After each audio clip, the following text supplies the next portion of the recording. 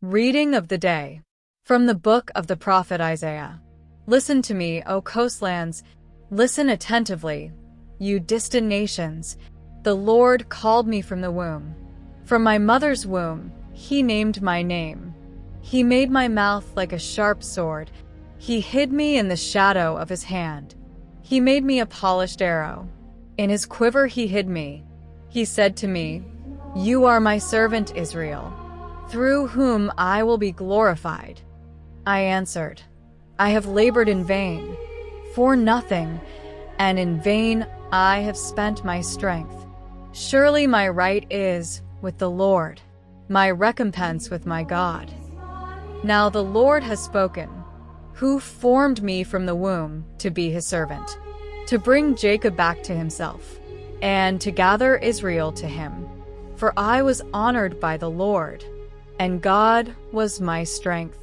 And He said, "It is too light a thing for you to be my servant, to restore the tribes of Jacob, and to bring back the survivors of Israel. I will make you a light to the nations, so that my salvation may reach to the ends of the earth." Gospel of the day. From the Gospel according to John.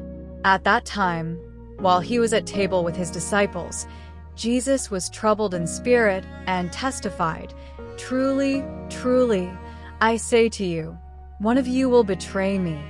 The disciples looked at one another, uncertain of whom He spoke. Now one of His disciples, the one whom Jesus loved, was reclining at the breast of Jesus. Simon Peter motioned to him to find out who it was of whom He spoke. And he, leaning on Jesus' breast, said to Him, "Lord, who is it?" Jesus answered, "It is he to whom I shall give the morsel when I have dipped it." And when He had dipped the morsel, He gave it to Judas Iscariot, the son of Simon. Then, after the morsel, Satan entered into him. Jesus said to him, "What you're going to do quickly." Now no one at the table knew why He said this to him, for some of them supposed that, since Judas had the money box, Jesus was telling him, "Buy what we need for the feast," or that he should give something to the poor. So he took the morsel and went out immediately. And it was night. When He had gone out, Jesus said, "Now is the Son of Man glorified, and God is glorified in Him. If God is glorified in Him, God will also glorify Him in Himself, and will glorify Him at once. Little children, I will be with you a little longer. You will look for me, but as I said to the Jews, so now I say to you, where I am going, you cannot come." Simon Peter said to Him, "Lord, where are you going?" Jesus answered him, "Where I am going, you cannot follow me now. You will follow me later." Peter said, "Lord, why can't I follow you now? I will lay down my life for you." Jesus answered him, "Will you lay down your life for me? Truly, truly, I say to you, the cock will not crow until you have denied me 3 times." Words of the Holy Father. The most perfect lost sheep in the Gospel is Judas, a man who always had something bitter in his heart, something to criticize about others, always detached. He did not know the sweetness of the gratuitousness of living with everyone else. And always, because this sheep was not satisfied, Judas was not a satisfied man. He ran away. He ran away because he was a thief. He went that way, him.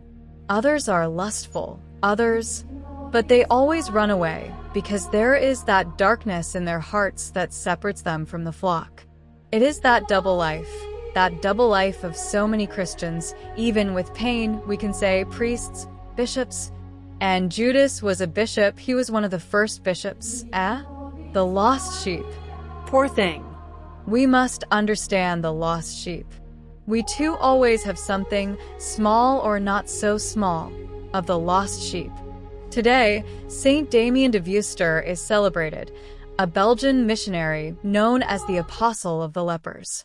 Born into a deeply Christian family, He joined the congregation of the Sacred Hearts of Jesus and Mary and left at a young age for the missions in the Hawaiian Islands. There, he voluntarily chose to move to Molokai, the island where leprosy patients were exiled, to care for them. Damien lived among the lepers, sharing their suffering, treating them, and building churches, schools, and hospitals for them. His total dedication eventually led him to contract leprosy himself, which he accepted with faith and serenity, continuing his ministry until the very end. He is remembered as a shining example of gospel charity, giving his life for the most marginalized and forgotten. His life invites us to live with generosity and concrete love, especially towards those who are most fragile and abandoned.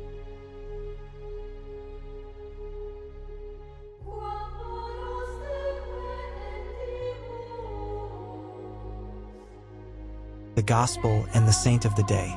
If you wish to continue exploring spirituality and Christian history, don't forget to subscribe to the channel and turn on notifications so you don't miss the upcoming videos. May the peace and blessing of the Lord be with you always.